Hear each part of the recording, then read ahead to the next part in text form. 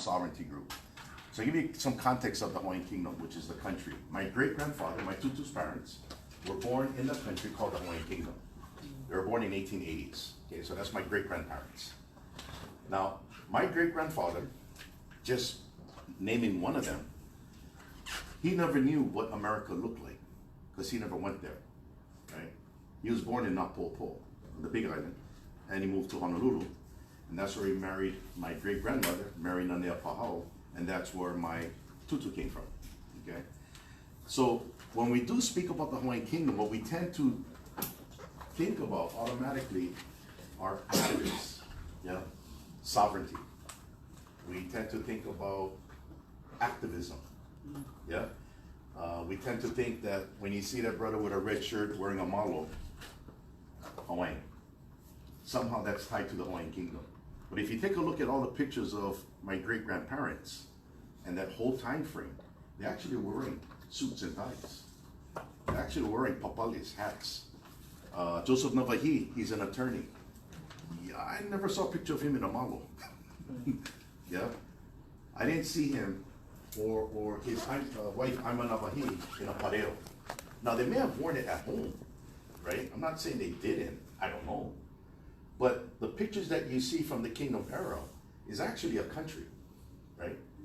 And that's a different look than what we're used to, okay? So how did we get to the point where we identify the Hawaiian Kingdom with activism? We identify the Hawaiian Kingdom with protests. We identify the Hawaiian Kingdom with ku'e, right? That is actually a product of the sovereignty movement, which has nothing to do with the Hawaiian Kingdom. Am I making sense?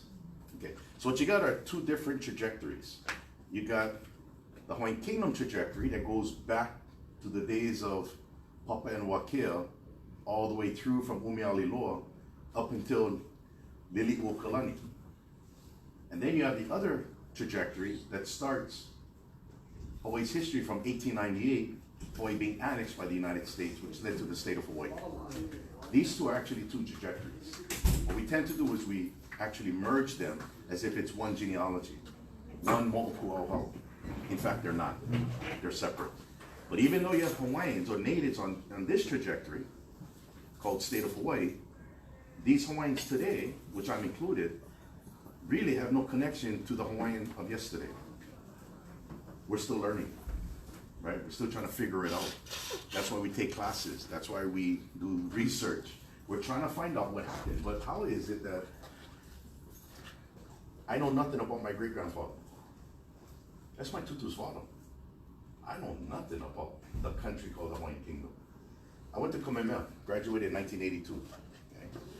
After Kamehameha schools, and by the way, at Kamehameha, we didn't learn anything about the Hawaiian Kingdom other than the missionaries came and took over. Real simple, yeah? Kind of like the blame the haole thing, right?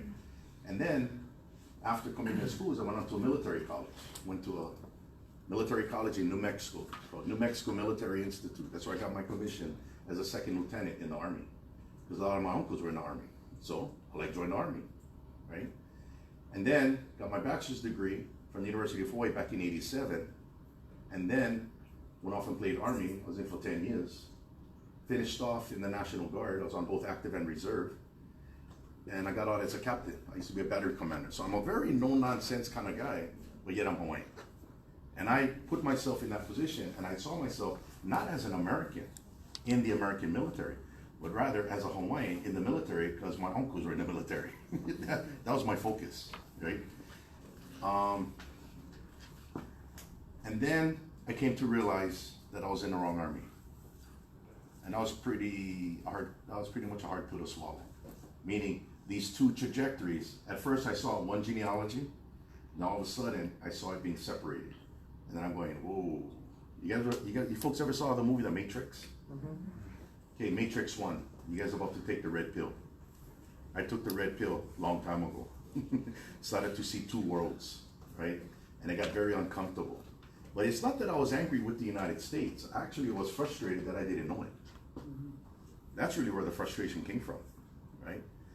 And my unit, my National Guard unit, when I got out as a captain, well, my son joined it. So my son is a cop too now, right? And he joined the National Guard unit.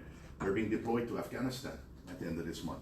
So in my family, we're still military, right? Still military. But we see ourselves as warriors in the military because it's good training. But now, this is the real life stuff, right? And that's what we were getting into, where my family began to really take a look at this thing very seriously. When I was in the military, there was a turning point that gave me the ability to separate the two narratives, right? Get rid of the assumptions. And it happened in 1990.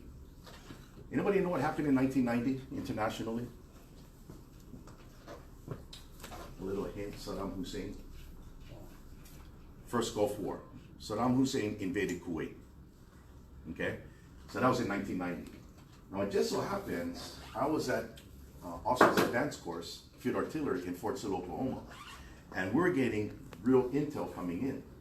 Okay? And this is when it was still Desert Shield, before it launched into Desert Storm, right? Which is to expel the Iraqis out of Kuwait.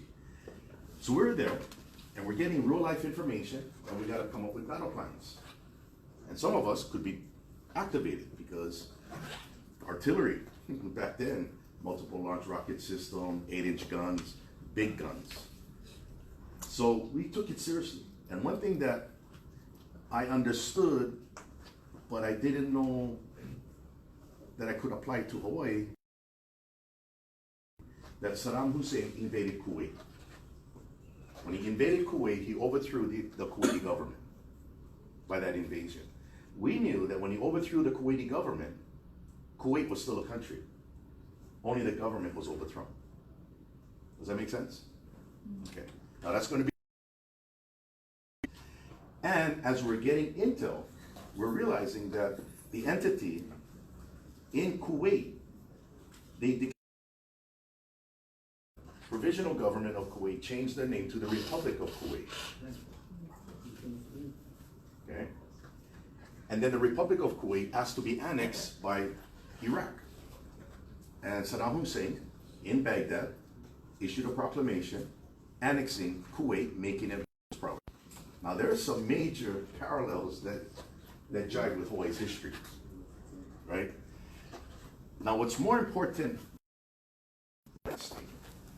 which means in international law, you can overthrow a government without overthrowing the state. That's why Kuwait still exists through the 7.5 months of occupation, about 7 months of occupation by the Iraqis. And then there's a shield, and the Kuwaiti government had to be reinstated. But the point that I'm making is Kuwait still existed. Now when you tie that to Hawaii, that's when I began. But how did the United States acquire the country? See, what you start to do is when you find these things out, especially in political science. See, now I'm a master at it because I have a PhD. But back when I was a military guy, I was just going, that makes sense. Now I can actually explain it and articulate the fact that a state is not the government and a government is not the state. And for one country to acquire another country, you need a treaty. There's no treaty. That means the Hawaiian Kingdom still exists. It's not the 50th state. And that's when I came to realize, oh, I went from the OMG to the WTF. Oh, and that movie Matrix 1, that's my cousin Keanu Reeves in that movie. He and I were named after my grandfather, Henry Keanu Reeves. My mom is a Reeves from Kuli'o'o, right? He and I are the same age. Actually met each other when we were about 8 years old. And I still think his best movie is Bill and Ted's Excellent Adventures. You ever saw that one? Yes. Oh, that is funny. That's it. He actually talks like that. So, with that context, I'm going to talk about 126 years of belligerent occupation. Belligerent occupation applies to when countries are at war. Okay? So just as Iraq was at war with Kuwait when they overthrew the government, did you know the United States has been at war with the Hawaiian Kingdom since 1893? A legal war. Okay? So I'm going to explain that. So, let's talk about facts and theory. You guys all poli-sci, right? At least you're in a poli-sci class. Theory. What is theory? Anybody? What is it? What's theory? Tell me what is a theory.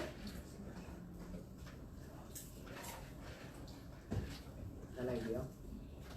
Almost. More than an idea, it's an explanation. So a theory is an explanation of something without which you wouldn't understand it. Yeah? So when the local brother says, Abraham, what's the theory on this? What's the explanation on this? Even that local brother who may not even know what theory is, but he nailed it. Right? So in order to understand basketball, what kind of theory do you need to understand first? The theory of basketball, the rules, exactly. The same with football, right? You need to understand the rules first. So what we have here are a bunch of facts, just facts, facts that are self-evident, something that you can see, not that you can explain, because you need a theory to explain it, but you have a fact to identify. So you got these facts: tight end, fast break, running back, cleats, three-point shot, full court press. The only way that you can make sense of these facts is to, one, identify the theoretical framework that is able to explain it. So these facts apply to basketball theory. And those facts belong to football. What we've been doing here in Hawaii and abroad regarding Hawaii's history, we've been explaining a football game using basketball rules. It's really that simple. Everybody's trying to find the point guard. There's no point guard. There's only left and right guard in football, right? So when you don't identify correctly or you don't explain things correctly, that leads to frustration, right? But once you get the theory down, you can start to predict something's coming. That's when you really have the game down. Am I making sense? So this is a political science approach toward Hawaii situation. Okay. So, the Hawaiian Kingdom, the country. What was it? Because we have to make sure that we need to apply the appropriate theoretical framework that can explain it. Right? So, according to the Permanent Court of Arbitration, it's the World Court in the Netherlands. In 2001, the tribunal stated in the 19th century, 1800s, the Hawaiian Kingdom existed as an independent state, recognized as such by the United States, Great Britain, and various other states. So when you see the word state,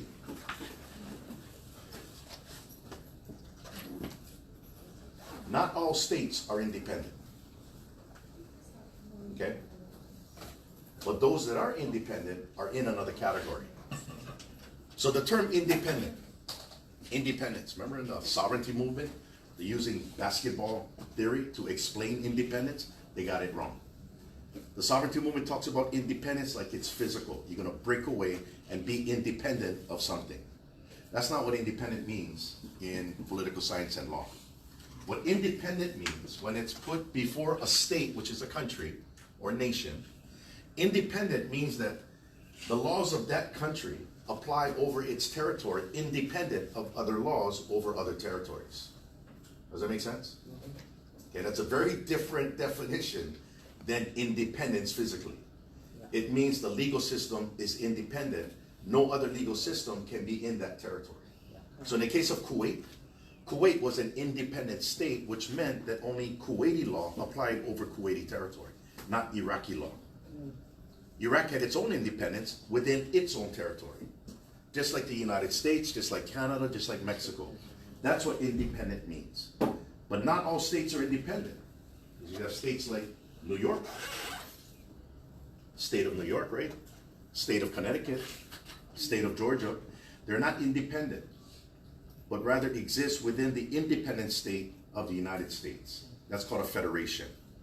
Okay, but did you know that New York used to be independent?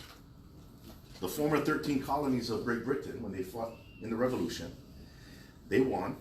Right? King George III in the Treaty of Paris, 1783, which ended the revolution. It was 7 years they fought, from 1776 to 1783. They finally won, and King George III recognized the 13 former British colonies as 13 independent states in a loose union, what is called a confederation. You heard that word, confederation? Yeah, right. So a confederation is a union of independent states. So that means New York law only applied over New York. Georgian law only applied over Georgia. but they're in a loose union. So an example of a confederation today, where states are still independent, is the European Union. Right? So the European Union is comprised of Germany, right? Italy, maybe Great Britain, because they're thinking of Brexit, right? They want to exit, right? But those countries are still independent, but they're in a union called an economic union for their benefit, right? Well, in 1789, 6 years later, after Georgia and New York were independent, they decided to give up their independence into a federation. And that's when you have what is called the federal government created. Now the United States of America, through the federal government, is a federation made up of states in it, not independent states. Make sense? Okay. Again, this is political science, right? This is how we explain things that are governmental, right? But we need to understand these things in order to understand the Hawaiian Kingdom. Because what applied to the Hawaiian Kingdom as a country would apply to all the rest of the countries that are independent states. It doesn't matter what color you are, right? Make sense? Can you see how I'm departing away from people thinking of the Hawaiian Kingdom as activism? Yeah? It's a country, okay? It's a country. So that meant here that when the United States recognized the Hawaiian Kingdom as an independent state, the legal consequence of that means that any Americans from the United States who will come to Hawaii are under Hawaiian Kingdom law. They cannot claim protection under American law. And any Hawaiian subject from the Hawaiian Kingdom traveling to the United States is under American law. They cannot claim protection from Hawaiian Kingdom law. That's independence. That's what that means. Make sense? Yes. Okay, good. In 1893, did you know there were only 44 independent states? Only 44. Yeah. That's at the time the Hawaiian government was illegally overthrown. Hawaiian Kingdom was one of them. Okay. Then in 1945, when the United Nations was formed, there were only 46. But as a result of decolonization, right, called self-determination, countries began to arise out of these former empires. The British Empire, the French, the American, right, the Dutch. Okay. So today there are 197 independent states, but 193 are members of the United Nations, because you don't have to be a member of the United Nations to be an independent state. Switzerland wasn't a member of the United Nations until 2002. A lot of people think, oh, you gotta be in the UN. No, the UN is an organization of independent states. That's all it is. Make sense? Mm-hmm. Okay. I'm always gonna be asking, make sense, then we move on. Remember, I'm trying to make sure we have the ground rules of football before we start looking at Hawaii. Okay. So, for one country to be acquired by another country under international law, so clearly I can use international law when I apply to Hawaii, right? Because international law only applies to independent states. Right. They don't apply to Georgia. They don't apply to New York today. But they apply to independent states, which Georgia used to be back in 1783 to 1789. After that, international law applies to the United States of America. That's independent. So if you are an independent state, you come under international law. Okay? Very simple. Right? So, is the Hawaiian Kingdom an independent state? Yeah. Back then, right? So under international law, then how does one independent state acquire another independent state? With a treaty. Exactly. So let's start off here. Professor Oppenheim, a leading expert in international law, says cession of state territory is the transfer of sovereignty over state territory by the owner state to another state. And the only form in which a cession can be effected is an agreement embodied in a treaty. So you have one country ceding territory to another. Remember the term ceded lands? Okay, that's implying there's a treaty. You're going to find out there's no treaty, but we'll show that. Okay? But that you need a treaty, because a treaty is an agreement. So international law, the term international law, is literally defined as law between nations. Inter means between, right? International law is law between nations. Municipal law is law within nations. That speaks to its independence. Make sense? Okay. So, how does a treaty work? Well, here you have two sovereign states with their governments representing the authority of the sovereign states. One sovereign government, one sovereign state through its government will cede territory to another country. Okay? And that can be voluntary. They can negotiate, and that's during a time of peace. Right? Or it can be involuntary during war. Because war is legal under international law. It's like the ultimate dispute resolution, right? Because there's no courts above countries. They're all co-equal, right? They basically become judge, jury, and executioner. That's how it works. So what international law does is it regulates war. So people in the military, they are regulated by what is called the Hague and Geneva Conventions. Okay, those are two treaties. Now, let's take a look at the United States and how the United States acquired a lot of territory separate and distinct from their former 13 colonies. So here we have the former 13 colonies of Great Britain that became independent. They gave up their independence into a federation.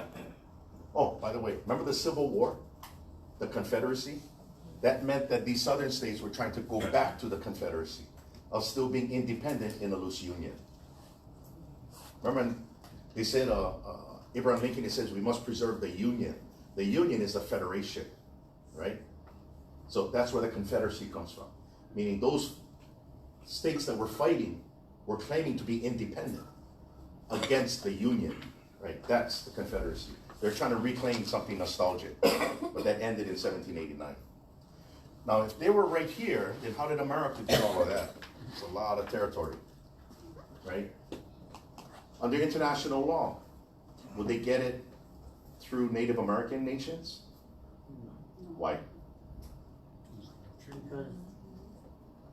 Because Native American nations are not independent states, so they're not under international law. Make sense? Now, Native American nations can become an independent state, but they're not. So if they're not an independent state, they exist within the territory of a state. So that would fall under its municipal law, the laws of the United States. Whether conquest, cession, transfer, whatever, that's municipal law. Under international law, you can only acquire territory from what type of nations? Independent states. Remember, because international law only applies to independent states. So in 1893, you had 44 independent states that came under international law. In 1945, you had 46 of them. Today, you have 197. The point that I'm making is that international law only applies to independent states. How do you become an independent state? You have to be internationally recognized. So that is a course in and of itself in IR.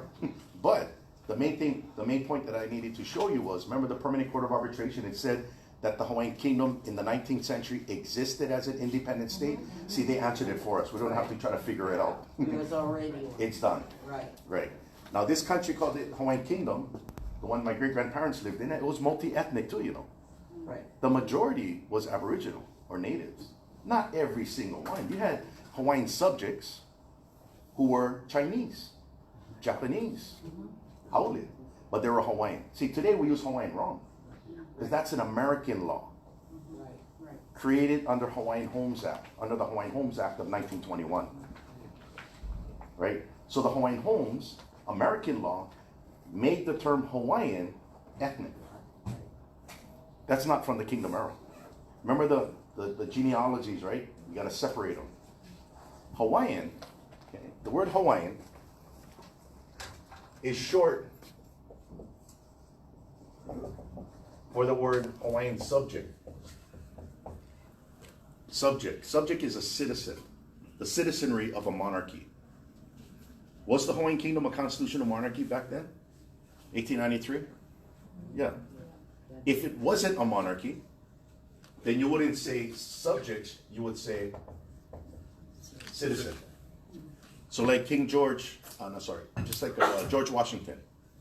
During the Revolution, George Washington was a British subject. And he committed high treason by fighting for He was revolting. That's high treason. When he won, then the United States was formed. That's called a republic. A republic is a non-monarchy. That's when George Washington became a United States citizen, not a United States subject. Make sense? So in the Hawaiian Kingdom, my great-grandfather and great-grandparents, their nationality was Hawaiian subjects. The term Hawaiian is actually geographical.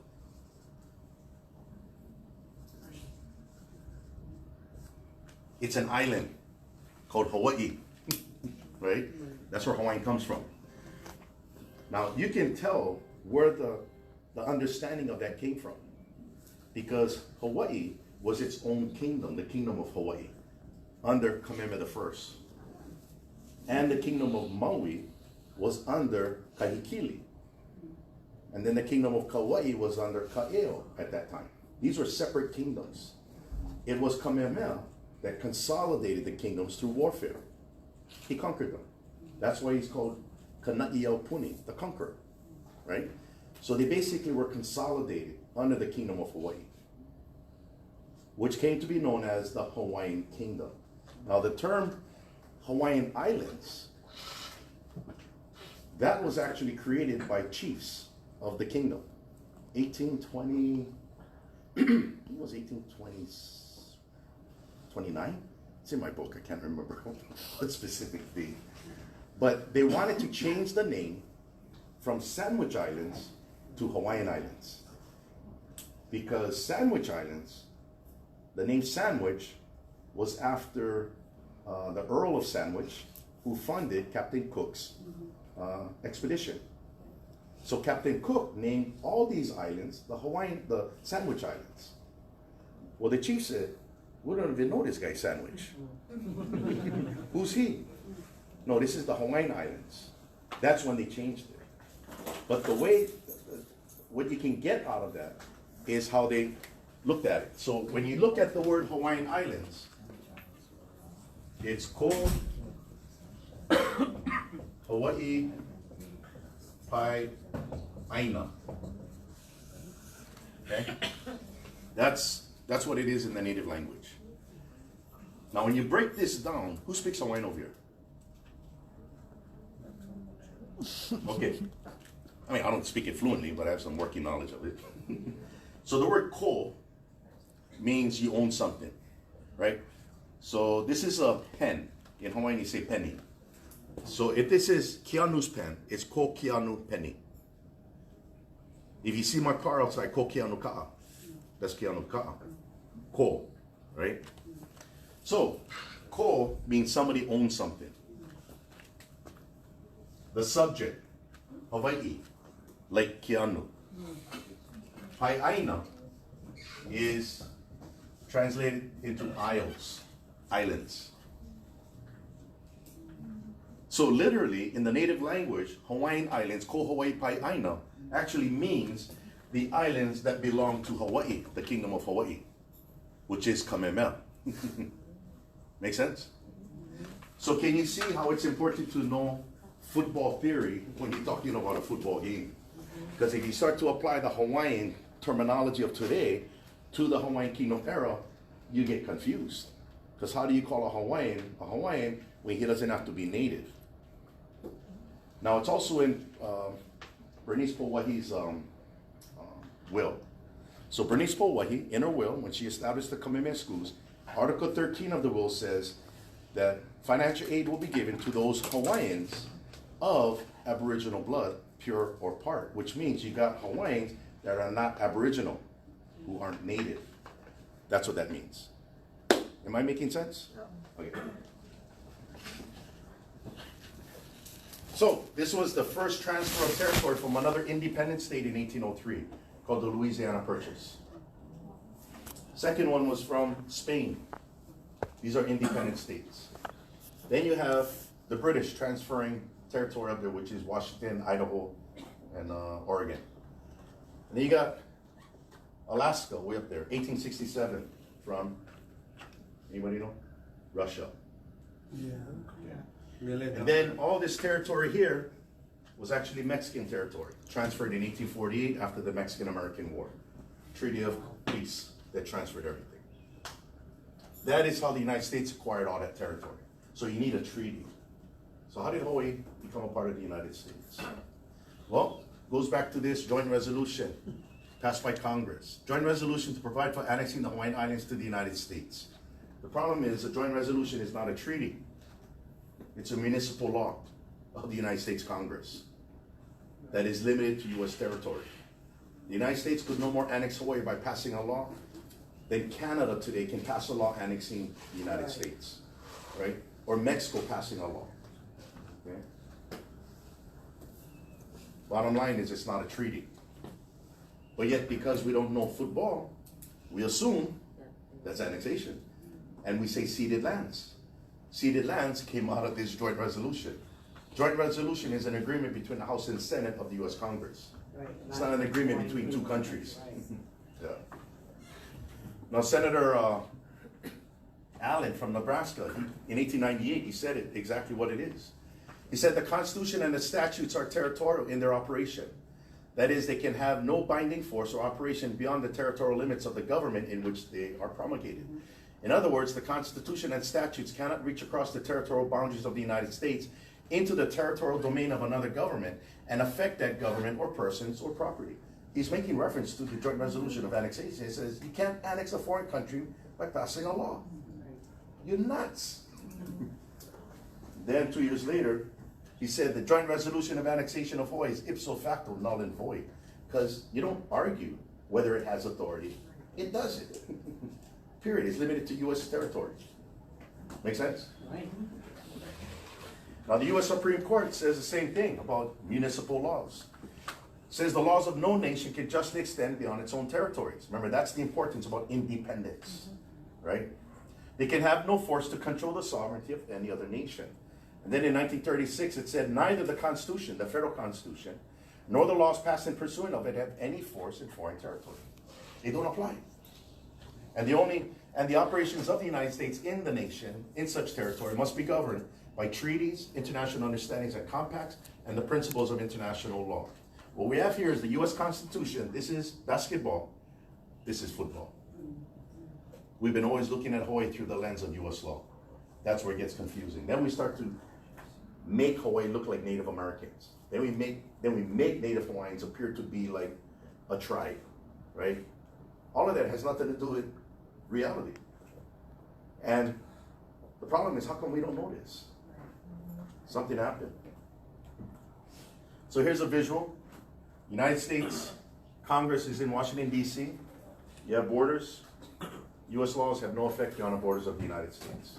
That's how it works. That's called Poli-Sci 130. Anybody took Poli-Sci 130? Okay, you'll learn that. Yeah. So under international law, you have two areas. State of peace, and state of war. Okay. Something triggers state of war between countries, meaning an act of hostility. The term they use is act of war. If one country says act of war, he will be acknowledging something just got triggered. So the first stage of warfare is an act of war, some act of hostility. So let's use Hawaii as an example. December 7th, 1941. Japanese attack U.S. military. That is an act of aggression. It's called an act of war. That triggers state of war. So the laws of war would apply. Then that leads to surrender, physical surrender. That was a treaty of surrender signed in 1945 on the USS Missouri in Japan. USS Missouri is now at Pearl Harbor. General MacArthur was there, meeting with the Japanese officials, signing the surrender. All it did was stop the fighting. That then initiated belligerent occupation. The United States occupied Japan from 1945 to 1952. Did you guys know that? Yep, General MacArthur was a military governor. And he was administering Japanese law, not American law. Why is that? Because American law cannot go over there. Exactly. Now, when can an American law go to Japan? When you sign a treaty. You need a treaty. Well, that doesn't happen until you get a treaty of peace, and that's the fourth stage. The treaty of peace that ended World War II with Japan was signed in 1951 in San Francisco, but it took effect in 1952. And that's when the occupation ended, and Japan went back to what it used to be before the act of war.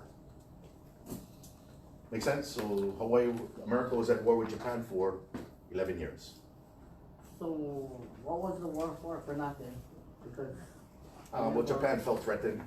That's another thing about resources. No, like they didn't sign that, they never, like US never get land from them, right? Or No. occupying them, so. By the time you get into the early 1900s, you can't acquire territory from another country during a war. Oh, okay. Yeah, but you could before that. So now let's take a look at what happened to Hawaii, and let's see where we fit on those four stages. Okay, first stage, it's gonna come up. President Cleveland tells the Congress, after he investigated of what took place, his investigation started April 1st, April Fool's Day, April 1st, all the way until December 18, 1893, when he apprises the Congress what he found. And what he says reflects international law, okay? Because the president represents the United States in international law, not the Congress, not the courts. The president, he's the chief executive, okay? So he says here, on the 16th day of January, 1893, between 4 and 5 o'clock in the afternoon, a detachment of Marines from the United States steamer Boston with 2 pieces of artillery landed at Honolulu. The men, upwards of 160 in all, were supplied with double cartridge belts filled with ammunition and with haversacks and canteens, and were accompanied by a hospital corps with stretchers and medical supplies. That's in a message to U.S. Congress. What does that look like? The beginning, the start of some, getting ready for war. Oh yeah, they're getting ready for war. And plus, they landed on Hawaiian territory without the consent. That's called an invasion. Invasion. But it's not what we think. What does President Cleveland think? See, he has to conclude, right? The investigation. And here's what he said. This military demonstration upon the soul of Honolulu was of itself an act of war. He just acknowledged under football rules, state of war initiated January 16th with the invasion. Just like Saddam Hussein invaded Kuwait, which led to the overthrow of the Hawaiian government, which basically led, in this case, to the overthrow of the Hawaiian government the following day, January 17th. A lot of people focus on January 17th. It's actually January 16th. That's the invasion. Which prompted the Queen to do a conditional surrender. And the terms that she's going to use is clearly reflecting war. Yeah? Keep that in mind. I, Lili'u Kalani, by the grace of God and under the Constitution of the Hawaiian Kingdom, Queen, do hereby solemnly protest against any and all acts done against myself and the constitutional government of the Hawaiian Kingdom by certain persons claiming to have established a provisional government of and for this kingdom. Provisional is temporary government. Okay. That I yield to the superior force of the United States. Notice she didn't yield to the government. These are insurgents. Right. These are criminals. She yielded to the U.S. military because that's the force. Okay.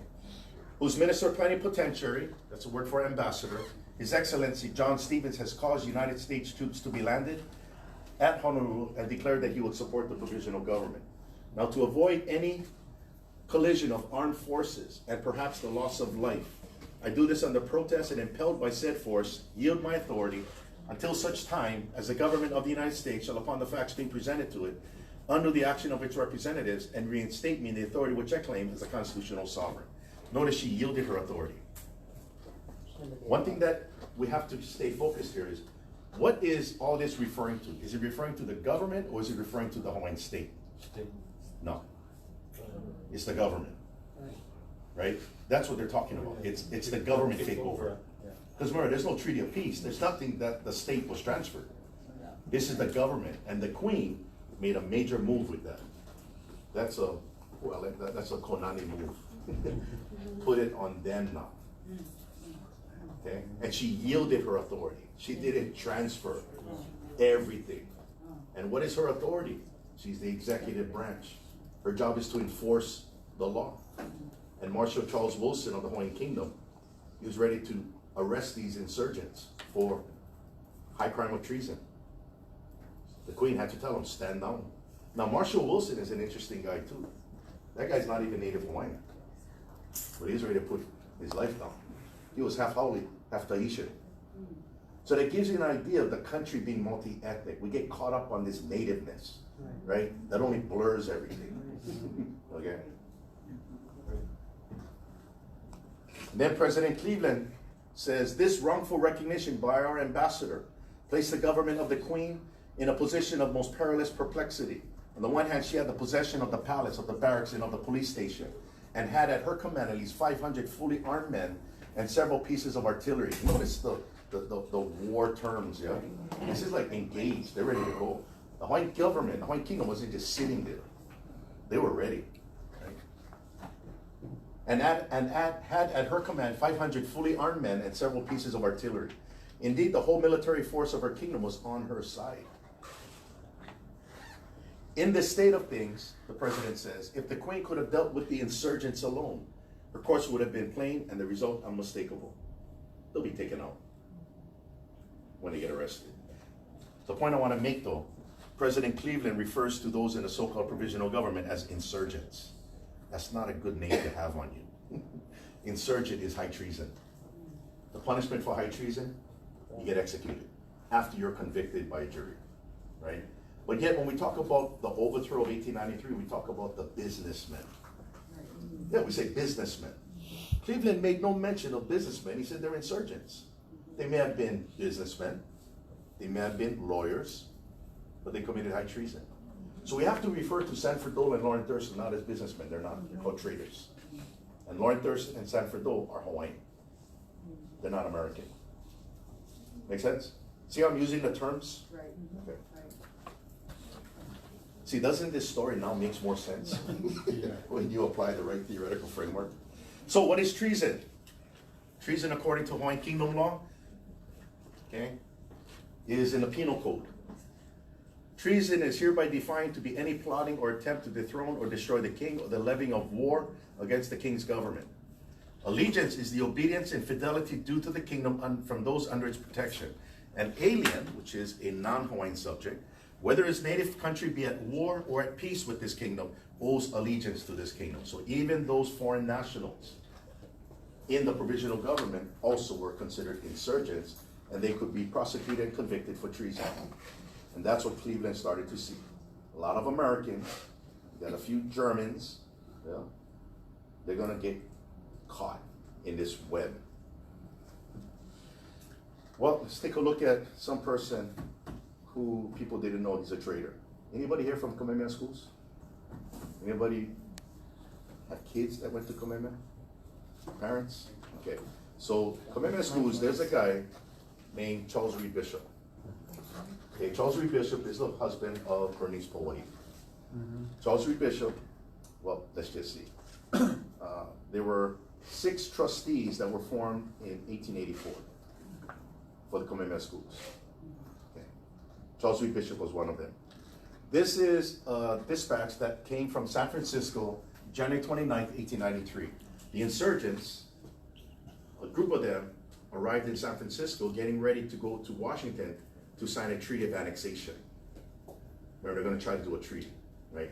President Cleveland refused to, he withdrew the treaty and never resubmitted it because he said this whole thing's illegal, right?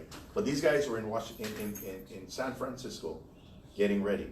And this is written to Sanford Dole, president of the provisional government, from Lawrence Thurston. At the end of his dispatch, he says, Charles Reed Bishop is staying at the Occidental Hotel in San Francisco and fully approves of the action taken at Honolulu and our proposed mission. That means he was supporting the insurgents, which makes him an insurgent himself. And then you have this dispatch coming from the Hawaiian embassy in Washington, D.C. Mott Smith, he's the Hawaiian ambassador who's a turncoat, became an insurgent. He sends this dispatch to Sanford Dole in Honolulu. And at the end, he says, the Honorable Charles Bishop, who has been in the city for 3 weeks, left today for San Francisco. Mr. Bishop advised, counseled, and support have been valuable to the commissioners, the insurgents. That's huge. As a Kamehameha graduate, That's a WTF moment. It's like, wait a minute, we actually recognize Charles V. Bishop during Founders Day, along with the princess. This is called betrayal. But he never came up front. This is all, but he couldn't stop the provisional government naming him in dispatches. And only now we're starting to figure that out. So this idea of treason goes past the culture and race. It affects people that you don't even know might be affected, because even Native Hawaiians were traitors. Yeah, because it's an issue of allegiance, not blood.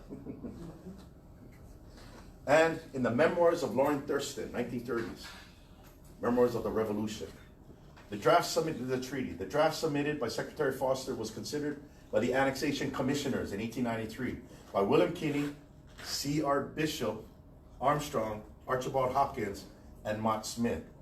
Okay, this guy right here, Armstrong, he's the one who wrote the book on King Kalakaua traveling the world. If you ever read that book, very racist. And he wrote it after 1893. He started blasting King Kalakaua as an inept person. The guy's an insurgent, meaning they have to paint the image of Hawaiian leaders as bad. Yeah, when that wasn't the case. And then here we have the 6 trustees of Kamehameha schools. Charles Reed Bishop, Samuel Damon, and W.O. Smith are traitors. 3 of them. They're part of the provisional government. Later, others joined. So it's a pretty heavy topic when you start to get into. It's like, you know, when you get into your family history. You start to, ooh. Let's leave that part out. Well, this is the family history of the country. And you know what? Let's air out the dirty laundry. Let everybody see it for what it is. Then President Cleveland referred to these insurgents and then states to the Congress, but the United States had allied itself with her enemies, had recognized them as the true government of Hawaii, and had put her and her adherents, the Queen, in the position of opposition against lawful authority. Lawful authority meaning the United States, not the provisional government. She knew that she could not withstand the power of the United States, but she believed that she might safely trust to its justice. I believe that a candid and thorough examination of the facts will force the conviction that the provisional government owes its existence to an armed invasion by the United States. That's pretty heavy. That's a conclusion. And then he concludes, by an act of war, this is January 17th, with the participation of a diplomatic representative of the United States and without authority of Congress, the government of a feeble but friendly and confiding people has been overthrown. Feeble is not used in a derogatory way. Feeble just means not a powerful nation, right? That's all it means. These admitted acts of war triggered state of war. In order to transform a state of war to a state of peace, you need a treaty. Is a joint resolution a treaty? Can you see why we're in a state of war? Did you know Korea is still in a state of war? When you watch CNN, the reporters are asking Trump, are you going to sign a treaty of peace with Kim Jong-un? Exactly, there's still a war. So when they say Kim Jong-un is acting belligerent, that's what you normally do during war. So actually, he is belligerent, and they're at war. Kind of paints a different picture. When I was in South Korea, actually I was participating in the Team Spirit battle exercises, right? Bulgogi, awesome.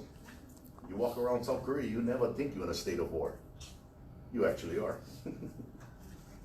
Same thing with Hawaii. So, state sovereignty, 1843, very important that date. What happened in 1843? November 28th. La Kuokoa, Independence Day. Okay? That is when Hawaii became an independent state. We actually used to be British. And then we became Hawaiian. Again. Was Hawaiian? No, actually, yeah, we're Hawaiian, Kingdom of Hawaii, Kamehameha, 1794. Joins the British Empire. Then we're British from 1794 to 1843. From 1843, we're back to being Hawaiian. We became an independent state. That's why that flag you see that is flying, that's not the state of Hawaii flag, that's the Hawaiian Kingdom flag. And that Union Jack on that flag represents the fact that we used to be British. But we have a different history from the Maoris in Aotearoa. They were fighting the British, right? We weren't. We actually were British. Did you know the road, Beretania Street? That's Hawaiian for Britain. Victoria Street, which is next to Thomas Square. That's Queen Victoria. The word Prime Minister is actually a British invention. Prime Minister runs government, as opposed to the king running the state. And in the early 1800s, there was a guy named Kalaimoku. His name, they would refer to him as Billy Pitt. I think Billy Pitt, who's Billy Pitt? Billy Pitt was his counterpart, the other prime minister from Great Britain, William Pitt. Hawaii had a very close relationship with the British. In fact, Queen Victoria was the godmother of Prince Albert, the son of Kamehameha IV. So at Queen Ama Summer Palace, she got all her gifts. So we were very much close to the British, which is really interesting when you think about it. Yeah? So this is the state, and that's the government. What was overthrown in 1893 was the government, not the state. That's important, because everybody's talking about, we got to restore the government. No, you got to find out whether or not the state still exists. Make sense? Can you see why this is not about the sovereignty movement? And this has nothing to do with Hawaiian culture. A lot of people say, oh, Dr. Sai, you fight for Native Hawaiian rights. Really? I never said that. I fight for the Hawaiian kingdom, but Native Hawaiians have rights in the kingdom. It's all secured. I don't have to fight for it. Right, it's already there. Yeah, it's all there. So the laws of war basically was considered customary. So it's a term for international law. But in 1899, they codified it, right? So one of the primary rules of the law of occupation between independent states, remember 44 at that time, right? 1893, just the 44.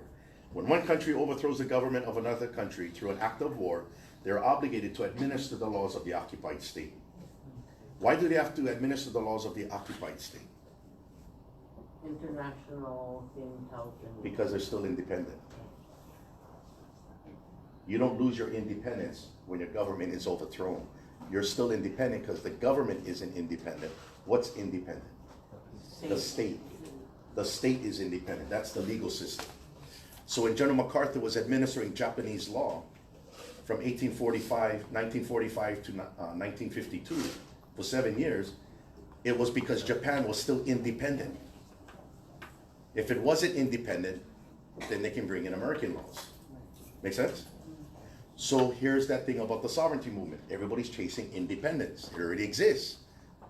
But they're not explaining it correctly because they're not educated in that area. Which is why you folks are here taking classes where you can learn these things. And it applies to all other countries, not just Hawaii. Make sense? Yeah. Okay. Yeah. You guys following me? Yeah. Okay. We got 5 minutes, so I just wanted to make sure. I want to introduce you folks to football theory. just make sure, hey, don't throw in a basketball rule here. Okay. Now 8 years later, so when they codified it, so that law, you must administer the laws of the occupied state. Now when it's codified, now all you gotta say is Article 43 of the Hague Convention, which says you must administer the laws of the occupied state. See, now you can just say Article 43. Make sense? They superseded the 1899 Hague Convention to the 1907 Hague Conventions, which currently exist today. And it's still Article 43. So Article 43 of the Hague Convention obligates the occupier to administer the laws of the occupied state. And that is precisely what Saddam Hussein did not follow when he overthrew the Kuwaiti government, which is precisely what the United States did not follow when they overthrew the Hawaiian Kingdom government in 1893. So why is it that we don't know this? Right? How come we gotta go to school learn? I think my great-grandfather knew the basics of what it was to be in his own country, right? He knew the whole thing was illegal. You didn't have to be a political scientist to say it, right? He knew. But something happened. It's called brainwashing. In 1895, this guy Samuel Damon, okay, who was a trustee of Kamehameha Schools. He's also the so-called vice president of the insurgency, provisional government. He's on the record in 1895 in a meeting of the so-called Republic of Hawaii. They already changed their name. They're trying to act like a government. Says if we are ever to have peace and annexation, the first thing to do is to obliterate the past. Obliterate the past. Okay, that's a statement. But what is he referring to? I want to see if he's going to carry that out in some policy to enforce it, right? So let's say my name is Nikolai. I just landed in Pearl Harbor and I just took over. I'm from Russia. And I got Russian troops all over this island. Can I convince all you folks that you folks are Russian? No. Can I force you to believe that you need to speak Russian? Yeah. I can force you, but I don't think I can make you believe it. You're just gonna do it, because if you don't do it, I'm gonna put you in prison. I'm gonna send you to Siberia, right? So, how can this statement resonate? Can he obliterate the past of you folks right here? Can he remove your memory? No. Who can he remove the memory of? Kids. Children. Take over the schools. This right here is defined as denationalization under football theory. Denationalization is to obliterate the national consciousness of the occupied state. Guess what? You folks are all the evidence of the crime. The fact that you don't know. And that you're just learning. Something happened between my great-grandfather and me that got me to not know anything until now. Well, this policy, this position statement was then going to be put into a policy, 1906. When they took over Hawaii, they took over the entire system. Public schools in the kingdom, okay, are the same public schools today. Did you know the ILH, most of the schools are from the kingdom era? St. Louis College is 1846. Kamehameha is 1887. It's kind of old. Minpak, that's Kauai House Seminary. Iolani, Punahou, that's all from the 1870s, 1830s. They just took over the system, all the children. Program for patriotic exercises to be used in the public schools. The theme of the program was to indoctrinate the children of Hawaii to make them believe they're American and to speak English. If you speak Hawaiian, you get beat there. Now you hear those stories from the kupuna. But it wasn't just natives getting hit. It was Chinese children, Japanese children, because they were speaking the Hawaiian language, because the Hawaiian language is the national language. Like you speak French in France, Spanish in Spain. It wasn't a bunch of natives sitting in the corner talking Hawaiian. Everybody spoke Hawaiian, including Sanford Dole and Norm Thurston. Make sense?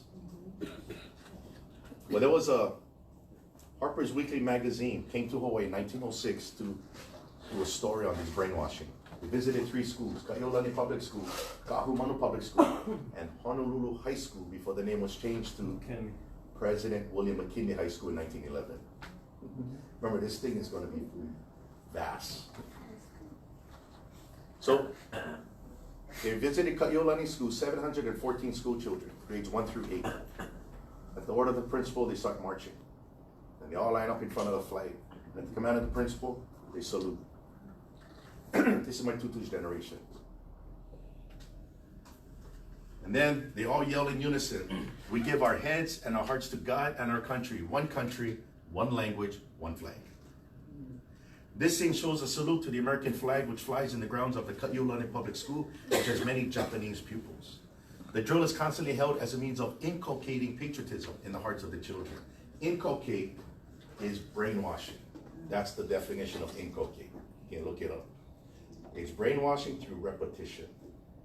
By the time this denationalization finished with my great-grandmother, my tutu, my grandmother, it's already institutionalized by the time I got to my father when I went to St. Louis at first grade.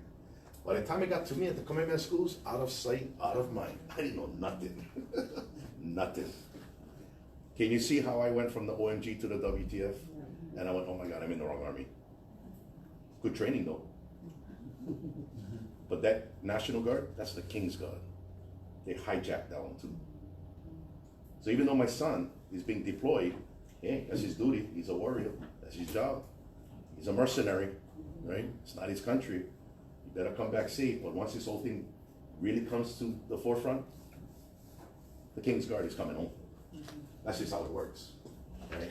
But until then, gotta do what you gotta do. Because if I was in my son's position, I would go too, right? And then, 1976, this is a handbook, teacher's manual, the Americanization of Hawaii. Oh, now that makes sense. Now, oh my God, it's right in front of us. Yeah, George Washington. You know, this one we're led to believe that our uncle was Sam, Uncle Sam. Funny thing, he don't look like us. One tall, howly guy with a goatee. But you have to laugh at this and not get angry. But you have to respect the fact that, damn, it almost succeeded in getting us brainwashed.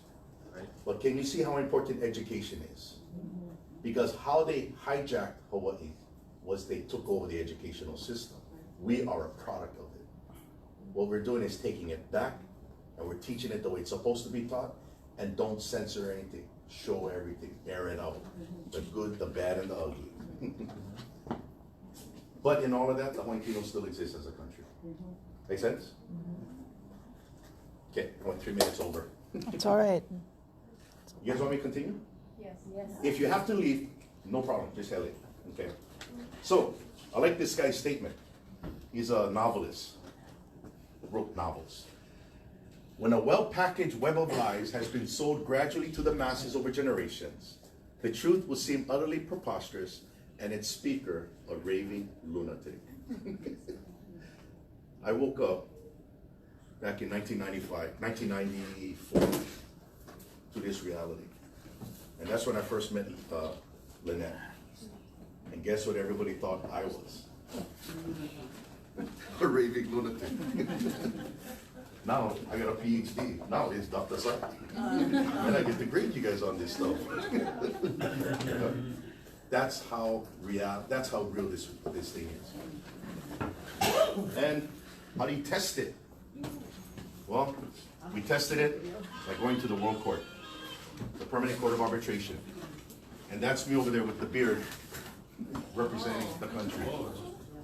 Pretty cool. Yeah. That's So, the Permanent Court of Arbitration, what is the Permanent Court of Arbitration?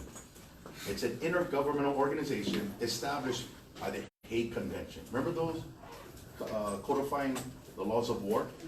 They actually came up with one of the treaties that says countries have to go and try to resolve their dispute in the Permanent Court of Arbitration so they don't go to war. But if you can't resolve the dispute, then use the rest of the Hague Conventions to regulate the war. So, the Permanent Court of Arbitration has what is called institutional jurisdiction. Before they can hear an arbitration case, they got to form a tribunal, right? Tribunal is a court. They got to make sure that one of the parties is a state. You see how important the word state is? State, an independent state. So they can form a tribunal to resolve a dispute between two or more states. So this is from the Permanent Court of Arbitration's case repository. Ecuador versus the United States. It's a treaty issue. And they identify the Republic of Ecuador as a state and the United States as a state. Then they can proceed and form the tribunal. So you got to go over that first step. Second is between a state and an international organization. So here's one between Peru and the United Nations. They identify Peru as a state, United Nations as an international organization. Then they got this case between a state and a private entity. Larson versus Hawaiian Kingdom. That's what I was a part of. Back in 1999 to 2001. They identified Lance Paul Larson as a private entity and the Hawaiian Kingdom as a state. That's huge. But nobody understood it back then because nobody even knew what a state was. Right. This court just verified the Hawaiian Kingdom still exists. And what was the dispute? Lance Paul Larson, a resident of Hawaii, brought a claim against the Hawaiian Kingdom by its Council of Regency on the grounds that the government of the Hawaiian Kingdom is in violation of the treaties for allowing the unlawful imposition of American municipal laws over him. Remember the municipal laws? That's everything we talked about. State of Hawaii, that's a municipal law. Territory of Hawaii, municipal law. And that's when they formed the tribunal. Got these three arbitrators. Two of these guys became judges on the International Court of Justice. So it speaks to the caliber of who these people are. And Nenia Parks, who actually lives out this side. She represented Lance Larson. She's an attorney. And that's me, agent, representing the Hawaiian Kingdom. So here's a short 2-minute clip of what actually took place in The Hague.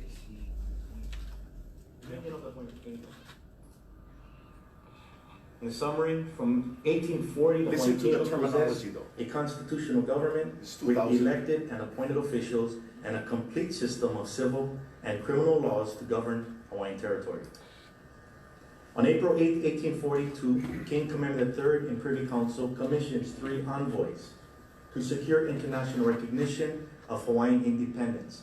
And these individuals are Timoteo Ha'alilio, William Richards, and Sir George Simpson. On December 19, 1842, Hawaiian envoys secured United States President Tyler's recognition of Hawaiian independence. November 28, 1843, the British government and the French government formally enter into a declaration recognizing Hawaiian independence. In our pleadings, we refer to that as the 1843 Anglo-Franco Proclamation. From that point, Hawaii has had its statehood recognized as being independent. As such, it began to enter into these treaties. Austria-Hungary, Denmark, France, Germany, Great Britain, Italy, Japan, Netherlands, Russia, Spain, and the United States of America. International recognition is evidence that the Hawaiian Kingdom have diplomatic representatives as of 1893 from those countries, as far as consulates and embassies. Rather, what we find is that the United States has never expressed itself as an occupier. Who would? It will never admit to occupation. But yet, to admit to occupation is in a sense to admit to the continued existence of the Hawaiian Kingdom as an independent state, which is really the crux of the matter, which is actually what is holding up, you might say, this issue to be resolved. Thus, the legal order, thus the reestablishment of the government, thus the relationship between its nationals. I mean, to be slightly unkind, but thus the issue in rem. The point is that if the Hawaiian Kingdom continues to exist, its existence is in rem. It's not in personam, or the Hawaiian existence. The Hawaiian Kingdom doesn't exist solely in the opinion of Mr. Larson. Right. But that existence should not be dependent upon an occupier, because you basically put the occupier on an equal footing with the Hawaiian Kingdom in its own territory. So really what needs to be addressed is what came before the occupation, whether the statehood or whether the legality or illegality of the Hawaiian Kingdom, not the illegality or legality of the United States as an occupier. Should the tribunal find it has jurisdiction, we are prepared to submit an offer of proof. We felt that this tribunal would offer some clarity so that for the first time we have a third party to present these type of merits that can be scrutinized by international law, rather than taking it before a United States tribunal, which could not rule on it to the detriment of itself. So in that sense, there is really no other way to address this issue. And the opportunity did arise because it was Mr. Larson who was adhering to Hawaiian Kingdom law. And if the United States was adhering to occupation, not whether they're illegal or illegal, but if they were adhering to the laws of occupation, we wouldn't be here right now. So that gives you an idea of where you can go with this information, no? And you can engage, put him in prison. Not us. But he was holding us liable for that. So without the United States participating, even though they were invited, he couldn't proceed. So we actually won the case. Now, the ambassador from Rwanda was in the Permanent Court of Arbitration at that time, attending a hearing at the International Court of Justice. They're housed in the Police Palace. He found out about the Hawaiian arbitration and he went, he must have thought, what the hell is Hawaii doing in the World Court? I thought Hawaii was a... my legal team. It's my two cousins. What do we do? So, you know, we gotta make like we.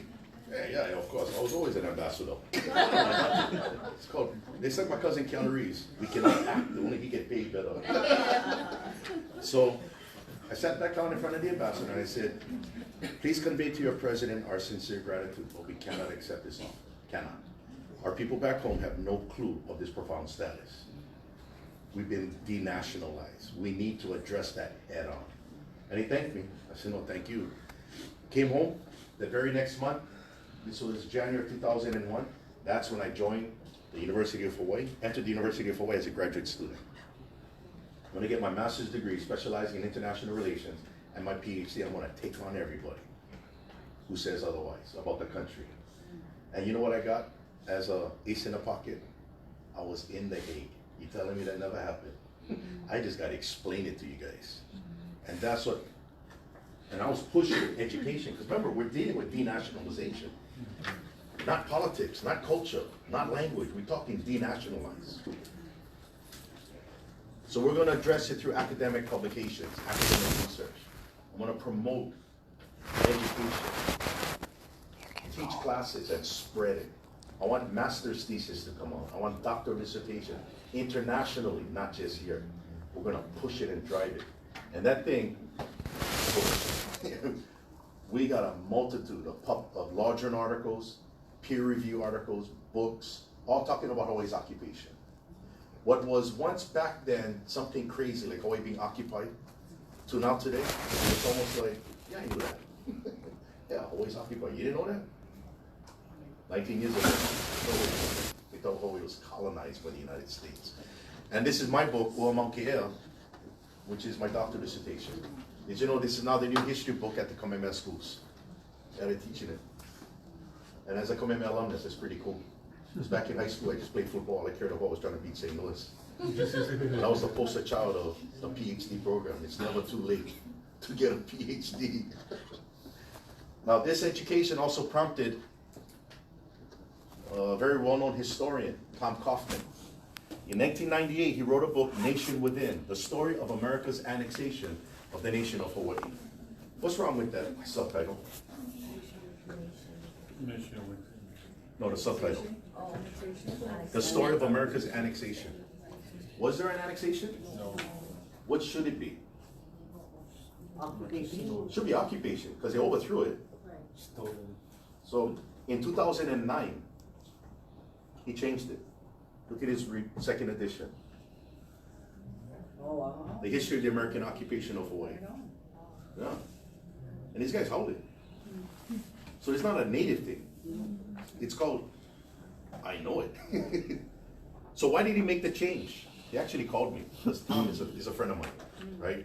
He used to be a reporter for Star Bulletin, yeah? Cool guy, you know. But he told me, he says, Keanu, I couldn't accept the fact that I needed to use occupation because I'm an American.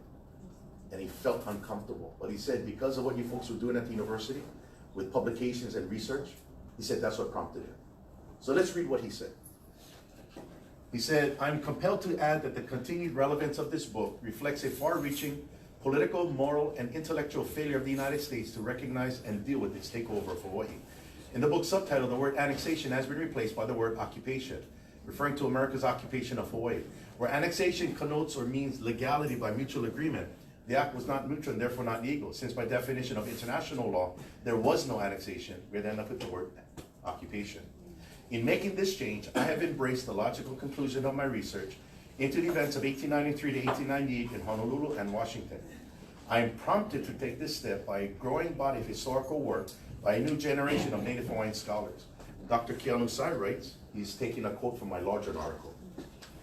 The challenge for the fields of political science, history, and law is to distinguish between the rule of law and the politics of power. Yeah. Now, just recently, another person got educated, and this guy is from the United Nations, from Geneva. Alfred Desaias, he's an independent expert. This letter was sent to members of the judiciary of the state of Hawaii last year. He says, as a professor of international law, blah, blah, blah, blah, blah, I have come to understand, see, he didn't know it before.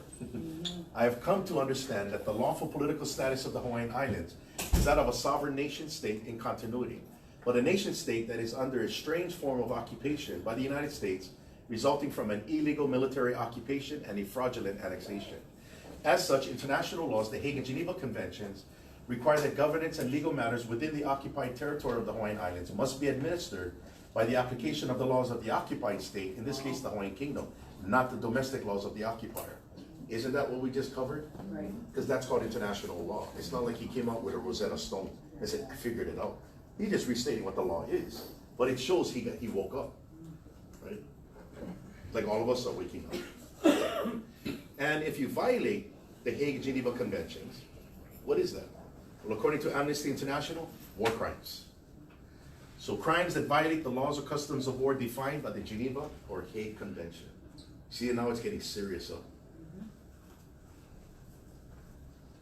And then the Hawaii State Teachers Association, they introduced a resolution in 2017 because they're teaching this in the schools, the public schools. No. Yeah.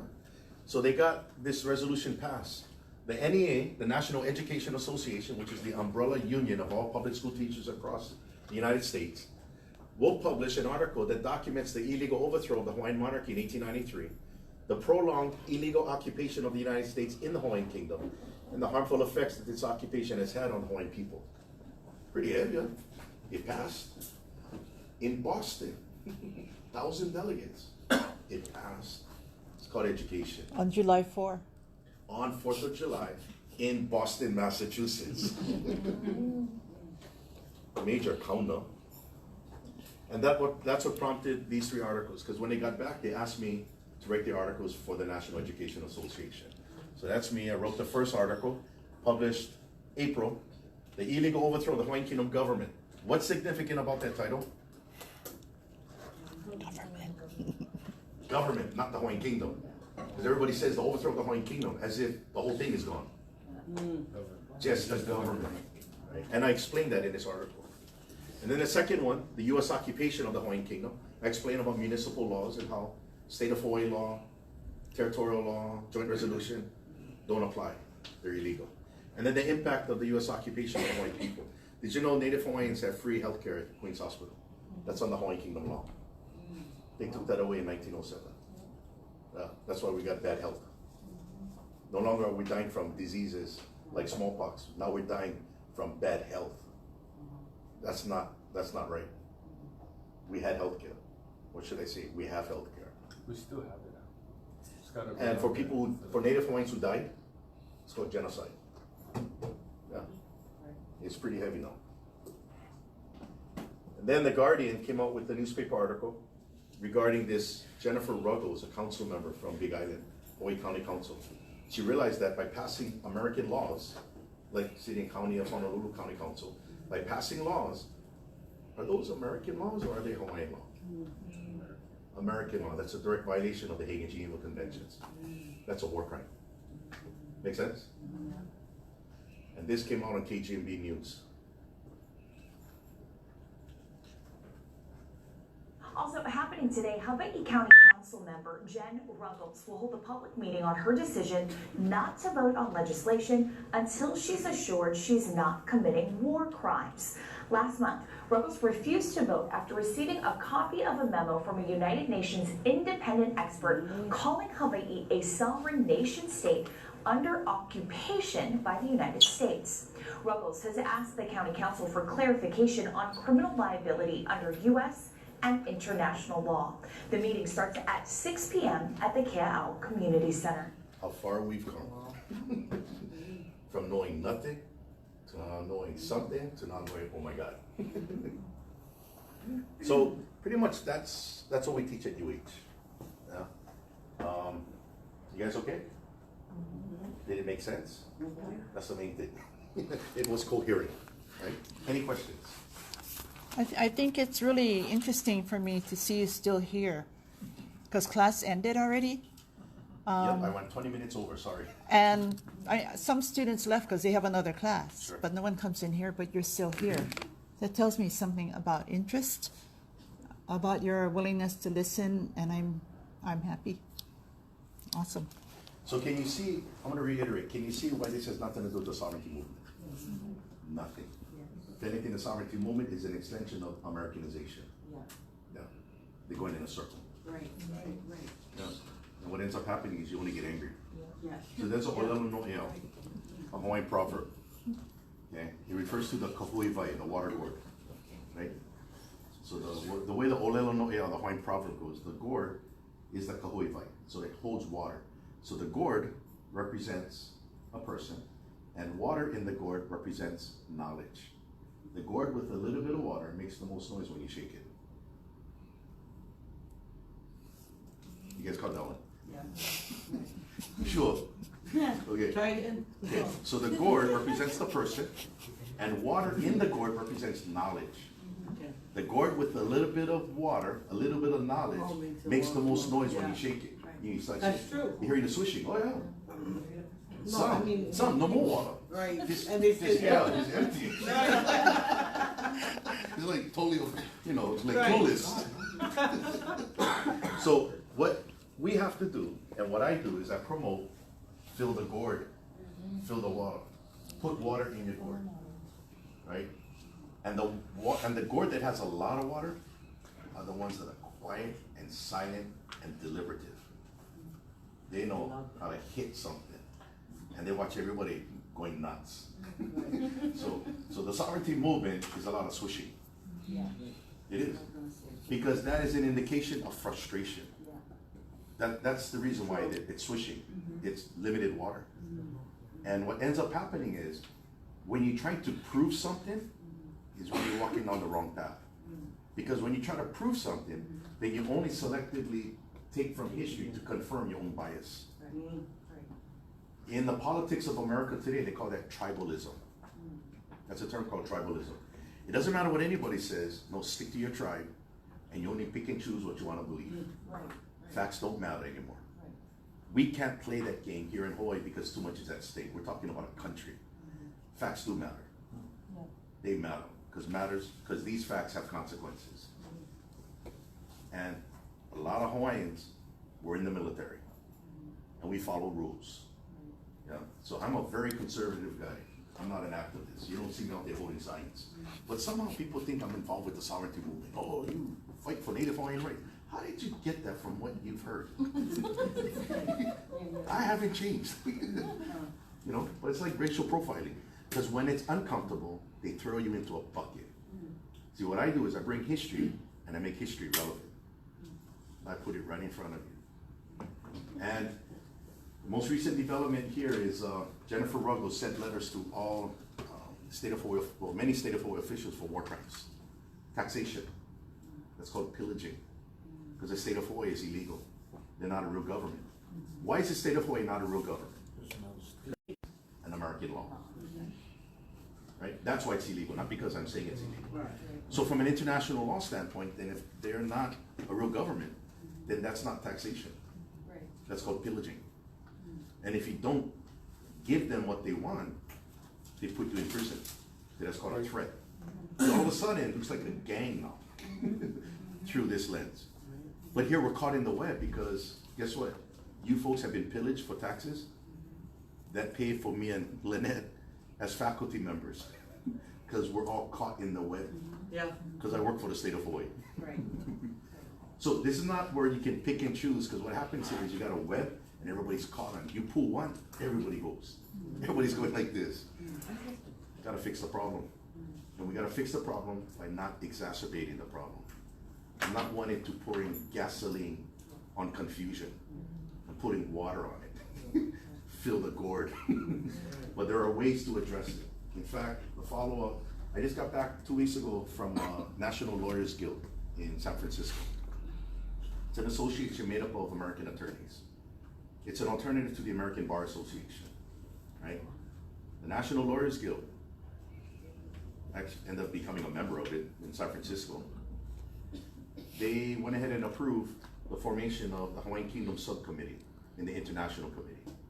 And they're gonna send an investigative delegation to Hawaii to investigate war crimes stemming from Jennifer Ruggles and her reporting. Wow. Because Jennifer Ruggles' attorney was a member of the National Lawyers Guild. Wow. You know what's so cool about this? These are all homies. Just follow the law. So there's no race on these issues. Right. It's just called intellect. It's called professionalism.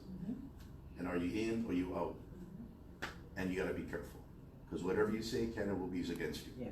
Best thing, hum out. It will just hum out.